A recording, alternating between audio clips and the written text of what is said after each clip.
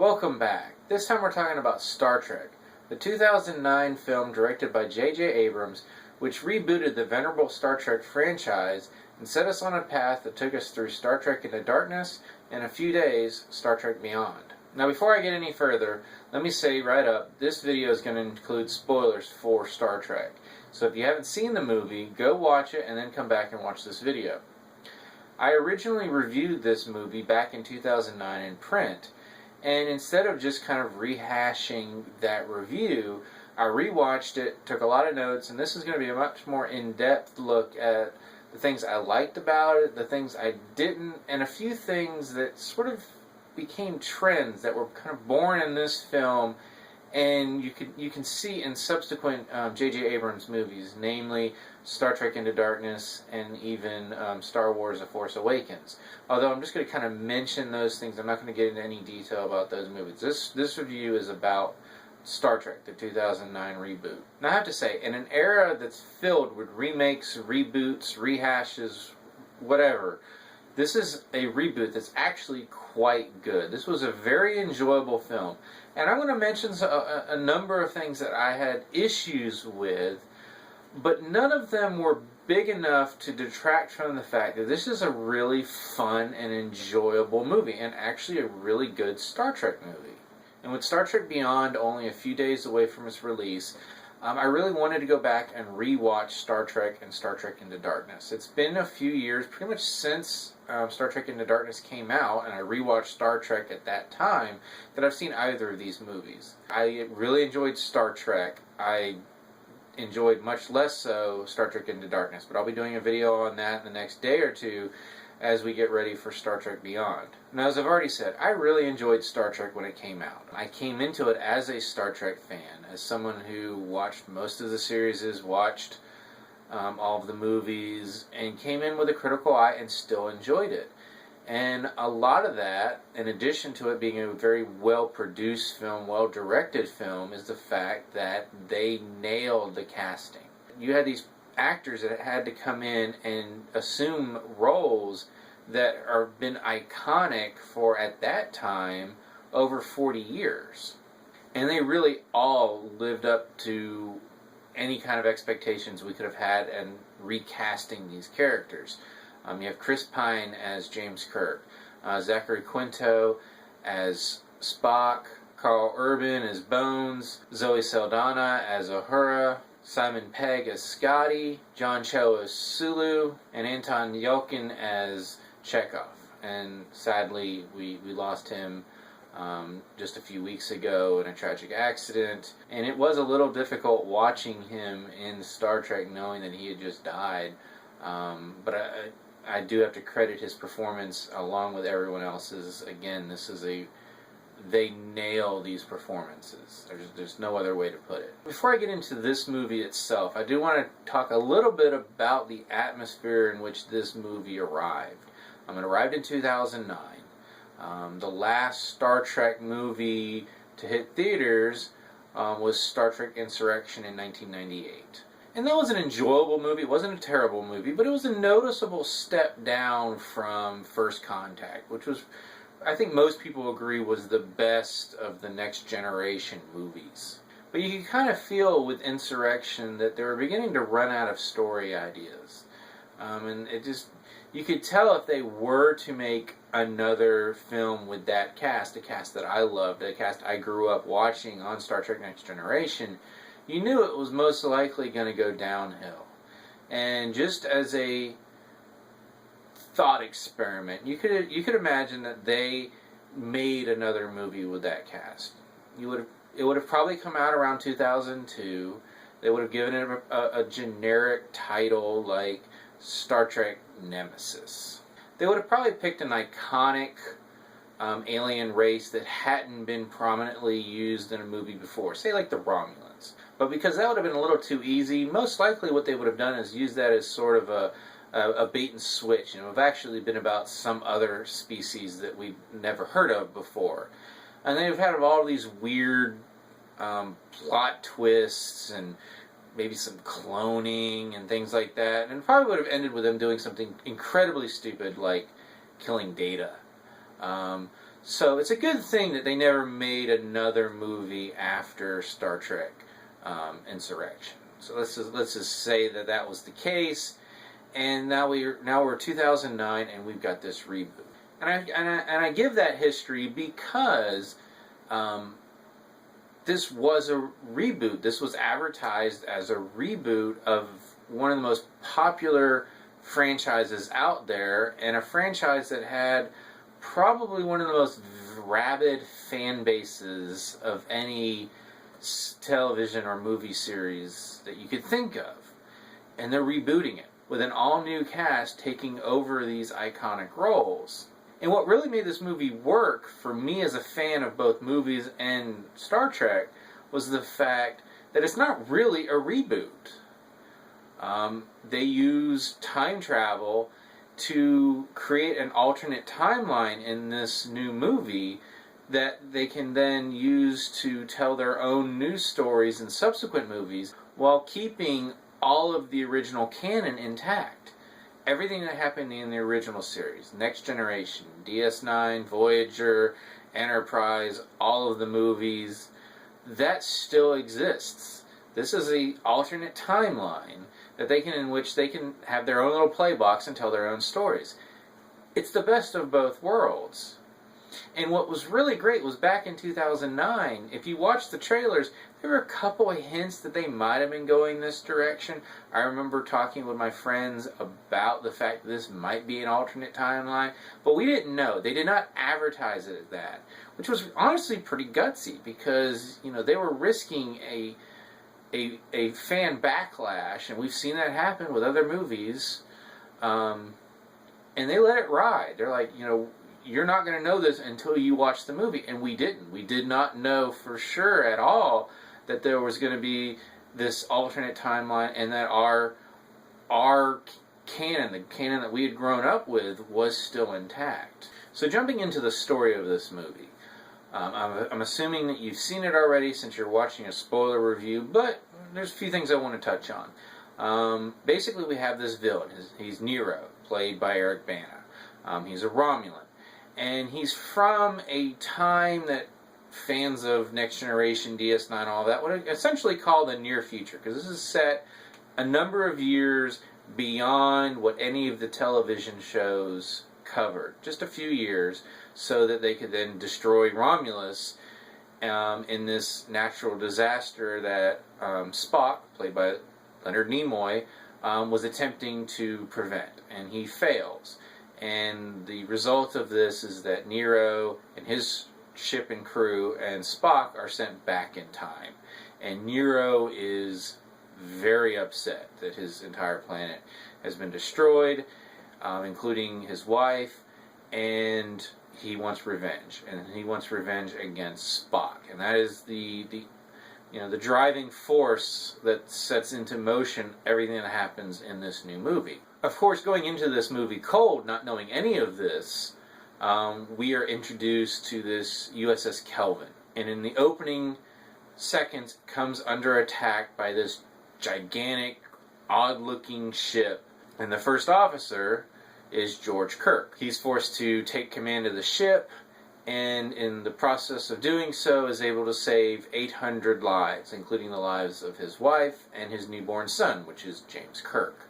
Unfortunately, he dies in the process of saving everyone else, and thus we have our change in our timeline, the first drop in the pond that sends these ripples out. So we see this new version of James Kirk growing up without his Starfleet captain father.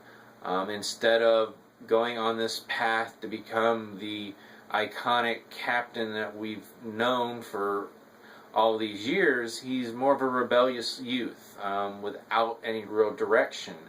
And ultimately he does join Starfleet, but more so on a dare from Captain Pike that's encouraging him to live up to his potential than for anything else. So he does join Starfleet, and we get a 3-year time jump. He's a cadet, and basically, with a few exceptions, all of our favorite characters from the original series are cadets, and we're seeing them in a slightly younger version than what we did in the original series. But instead of being able to just simply graduate and progress through the ranks in a normal fashion, Nero returns 25 years after his attack on the Kelvin, and now he is threatening Vulcan. He's still after Spock. He's captured the Spock Prime, as he's referred, played by Leonard Nimoy, and he has this plan being hatched. Because of this, Kirk and Spock and Uhura and Sulu and Chekhov, they're all now on the Enterprise and on this mission. And we get this movie in which we see an iconic Star Trek planet reduced to a black hole. We get some pretty cool space battles, although none of them last terribly long. We have some good comic relief. We also get the foundations for these new versions of our characters and this new timeline setting up what obviously they were hoping for to be a new franchise. I've really already touched on the cast. They're excellent. All the acting in this movie is great. But the principal characters that are having to inhabit these roles, they really step in, and they just, you don't feel like they're nervous about it. They just go in. There's enough quirks and different things that are allusions to the original versions, but they don't feel completely bound by it either. They can stretch their arms a little bit, and it doesn't feel like they're being disrespectful to the earlier performances. So it allows them to feel more natural. It's not like they're just playing a role within a role almost. So like I said, the acting really sells this movie. This is also a film that has great special effects. The space battles are great. The interior sets for the ships are great. It's a well-shot movie, even if taking into account the overabundance of lens flares. And that's saying something even for a JJ Abrams movie, because he loves lens flares. I'm not sure if there's ever been a movie that had more lens flares than this one. But that aside, it's a beautiful film to watch. It's just well shot. The sets are great, and it's a very well produced movie. And I'm going to use that as my segue into going to some of the things that I'm not as big a fan about in this movie. And most, if not all of it, has to do with the script. And the first things I want to talk about are me coming to this movie as a fan of Star Trek. I know this is going to be a reboot. I know they're going to make some changes. But some of the changes I can't get behind. And that's just, I'm going to be honest, and I'm going to tell you what they are, and we can move on. And my biggest problem in this group is the Romulans. I don't like the character design changes. I don't understand why they had to do it. They don't really look any better than the Romulans of before. And frankly, when I went to see this movie the first time, I didn't know Nero and his crew were Romulans. It really isn't until Kirk is trying to convince Pike that this whole mission is a trap, and he mentions the message that Uhura had translated about Romulans attacking Klingons and how that connects to the original attack on the Kelvin, which was by Romulans, that I even realized that Nero and his crew were Romulans. If you're going to change the character design, make them better. I don't see how the character designs in this are any better. And that brings me to Nero's ship. I know it's a mining ship, so it's not a war class like what we've seen before, but nothing about that ship, from a structural standpoint, makes any sense. I guess it looks kind of cool for a movie if it wasn't a Star Trek movie, or if you wanted a ship that actually looked like it was designed to fly through space. I mean, it has no real bearing on any kind of Romulan ship designs that we're familiar with. And at this point you can go, oh wait, Mark, they've changed the character designs. Well, why wouldn't they change the ship designs too? And to answer that, I would point to the Kobayashi Maru test that Kirk cheats on. And when he orders his crew to fire on the Klingon ships, we get to see them for a few seconds, and they're the ships from the original series. So if the Klingon ships are identical, why are the Romulan ships so different? I know it's sort of a quibble, but I mean, Nero's ship plays an integral part of this movie, and I just don't like the design. I never did, and I didn't like it in the rewatch. And this brings me to a few issues that were not huge in this movie, but they started a trend with Abrams movies that have progressively gotten worse for me.